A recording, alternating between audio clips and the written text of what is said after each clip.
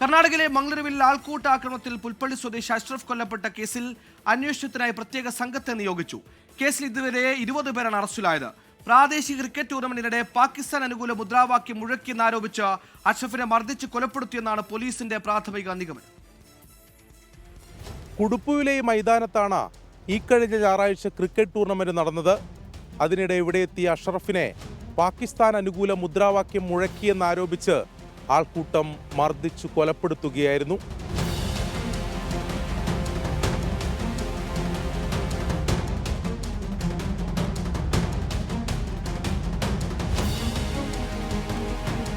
മൈതാനത്ത് നിന്നും മർദ്ദനം തുടങ്ങി ഈ കാണുന്ന വഴിയിലൂടെയാണ് ആൾക്കൂട്ടം അഷ്റഫിനെ ഓടിച്ചത്.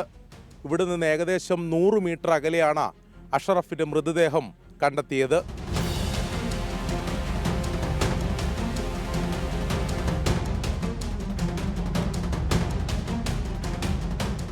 കൊലപാതകത്തിന് പിന്നിലെ കാരണത്തിൽ ഇപ്പോഴും വ്യക്തതയില്ല. പാകിസ്ഥാൻ അനുകൂല മുദ്രാവാക്യമാണ് പ്രകോപന കാരണമായതെന്നാണ് പ്രതികളുടെ മൊഴി. ക്രിക്കറ്റ് കാണാൻ എത്തിയവരിൽ ചിലരും സമാനമായ മൊഴി നൽകിയിട്ടുണ്ട്. എന്നാൽ വിശദമായ അന്വേഷണത്തിലൂടെ മാത്രമേ സ്ഥിരീകരിക്കാനാകൂ എന്നാണ് പോലീസ് പറയുന്നത്. അഷ്റഫ് പഠിക്കുന്ന കാലം മുതൽ മാനസിക വെല്ലുവിളി നേരിടുന്നയാളാണെന്ന് ബന്ധുക്കൾ പറഞ്ഞു.